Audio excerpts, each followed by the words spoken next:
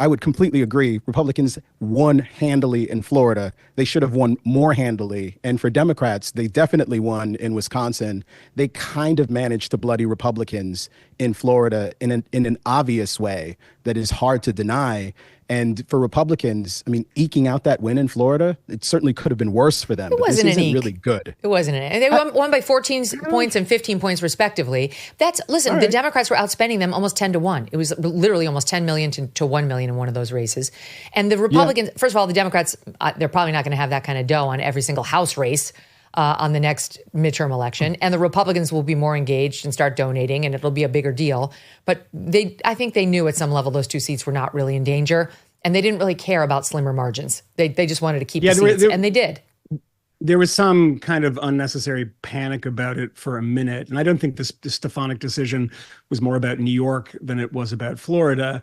But, those margins, they don't surprise me at all. And I don't think they mean anything because, these are seats that Republicans won by, 30 points and they win them by 15. That is meaningless because they're two people who no one had ever heard of. They don't have any name recognition. They're special elections. It doesn't mean anything. This purple state that is now a solidly red state in Florida. And the takeaway from this stuff is, and by the way, about a voter ID, that's a bipartisan issue, actually. Not when it comes to elected officials, but a bipartisan issue when you ask the average American voter who's like, I'm a liberal, should you show ID? In Wisconsin, however, I think I looked it up last night. They had like 24% of Democrat support. They had 77% of independent support and something like that's surprising. That's surprising. So that's why it passed so easily. Yeah, that was surprising. That was that low amongst Democrats. I hadn't seen that number. The thing that I've been saying this for years. I mean, I think this is like the steroid issue. It's like in baseball. It's like, just if people take steroids, they just hit home runs all the time. It's like, no, you have to be a very good baseball player too. That's the same thing with money in politics, people. Yeah. You can give $1 bazillion. The American people have a certain amount of wisdom in them. They're not dummies. They vote for things. Elon Musk George Soros, by the way, put in money to the other campaign too. And people forget about that. And Reid Hoffman. Reid Hoffman and, we never hear about their billions they dropped into that Wisconsin State Supreme Court race. Nothing. We only hear about Elon, it does look like he outspent them. But like when you're talking about, 10 billion from Soros and Hoffman and 19 from Elon, like, okay. Please. Yeah, and Randy Fine was outspent 10 to 1 and he won.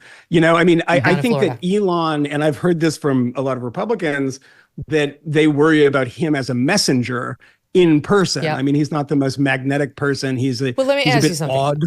He did. He flew out there. He was there Sunday night. He put the cheese head on and he gave away a couple $1 million to people who would register for his super PAC to like support judges in a certain way. I actually don't think that was it. This is my own belief. If you listen to the Wisconsin ads on, leading up to this election, you would have thought that woman, Susan Crawford, was running against Elon. The Democrats used Elon's donations and ultimately, probably visit on Sunday night to turn him into the opponent, to try to say he's buying the election. And, Republicans have never been as good at the ad warfare and the messaging. The difference here, I think, is that even though Trump won Wisconsin, Big Daddy was not atop the ticket. And without him on the ticket, Republicans in swing states must learn how to win anyway. Something which they haven't yet proven, that they can win without Trump. And I think another problem they have is Trump is probably fine with that. He's like, sorry. He didn't campaign for that Brad Schimmel. And that guy had been critical of Trump in the distant past. He was losing in every poll. I only saw one poll toward the end, I think it was by Trafalgar, that showed him maybe up 1 or dead even. And there was one other by Rasmussen, which, both of these are more right-leaning polls. I like Trafalgar, but I'm just saying every single other poll, the entire race here showed her up by a lot. So I think Trump accurately read the tea leaves and said, he's going to lose. And I'm not going to put my name on the line, and was fine sending Elon, who's already been taking a beating, probably for the president. Elon probably doesn't enjoy this, but is willing to become the poster boy for evil, even though he's saving the world in many departments. because it takes some of the heat off DJT.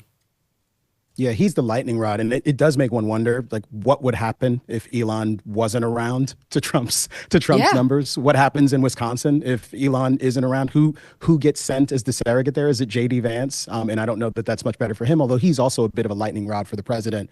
But you do have to wonder if at some point in the not too distant future, Elon becomes more of a drag on the administration and its approval ratings and its attempt to try to get things done.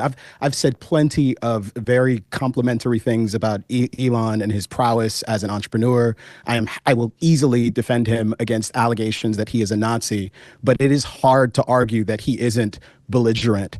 It would be hard to argue that all of his kind of operations and conduct with respect to Doge have been clearly above board and maximally transparent and conducted in a way that is clearly is deft and sophisticated. It's the opposite of that. And some of that is definitely on him and on the administration for not demanding more from him.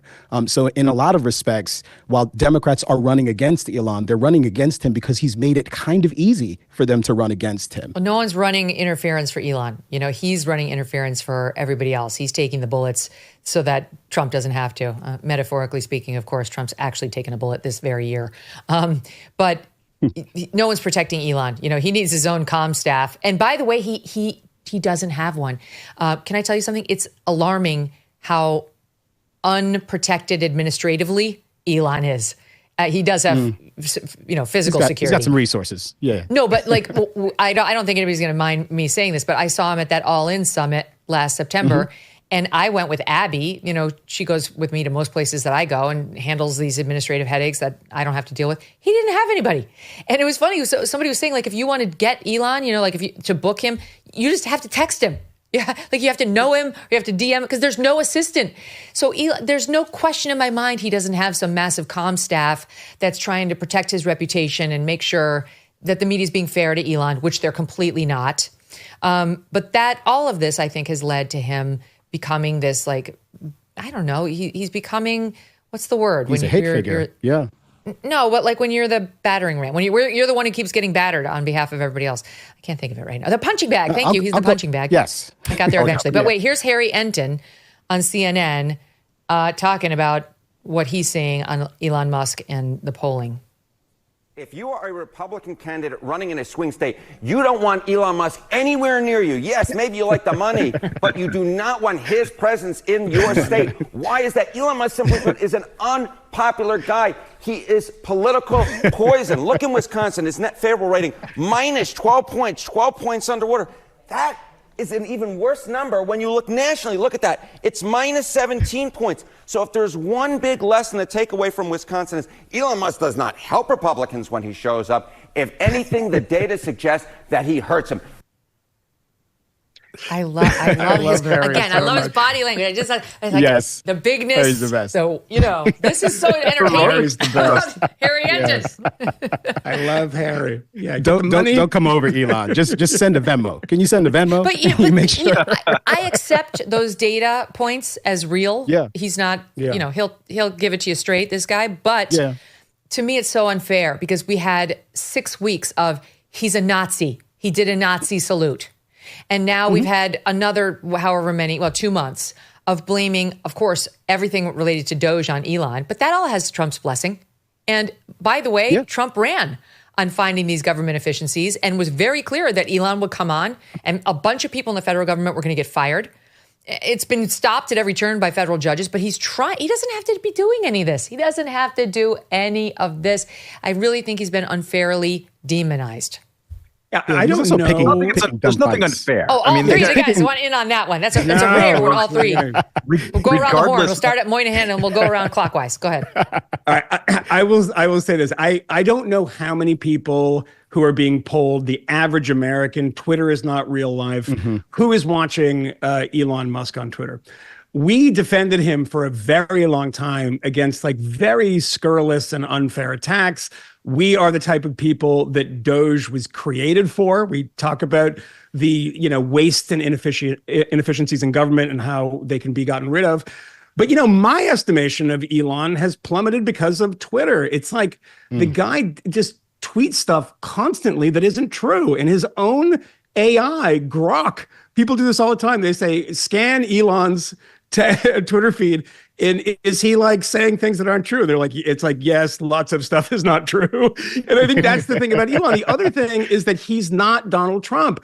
Donald Trump can bullshit you and you're charmed by him. He's funny. He's a TV guy. He knows how to play it. I'm not saying you should do it, but he knows how to play it. Elon just does not, like, you have to have the personality for this. Yeah. And going out there. And the reason he's on stage is because he's rich, not because he has a personality. And that personality that Donald Trump has would really help him. And I don't think those numbers would be underwater if he was like Donald Trump. That's interesting. I don't worry about the fairness that is afforded to people who are exercising power, which is to say that it's not that you remove yourself from critiquing people who are being unfair to him. But for me, you're in the arena. The locus of doing political journalism and commentary is that you're critiquing power. Right now, Elon Musk has power. Tariff wars, stubborn inflation. No wonder gold has been routinely hitting all-time highs. In volatile markets like the one we have now, don't sit on the sidelines with your head in the sand. You can take control and safeguard your savings. This is why so many Americans today are turning to Birch Gold Group. They have helped tens of thousands convert an existing IRA or 401k into an IRA in physical gold. Is it time for you to hedge against economic instability with gold? To learn how to own physical gold in a tax-sheltered account, text MK to 989898. Birch Gold will send you a free, no-obligation info kit. Again, text MK to the number 989898. With an A+ rating with the Better Business Bureau and countless 5-star reviews, Birch Gold has helped many protect their savings with gold.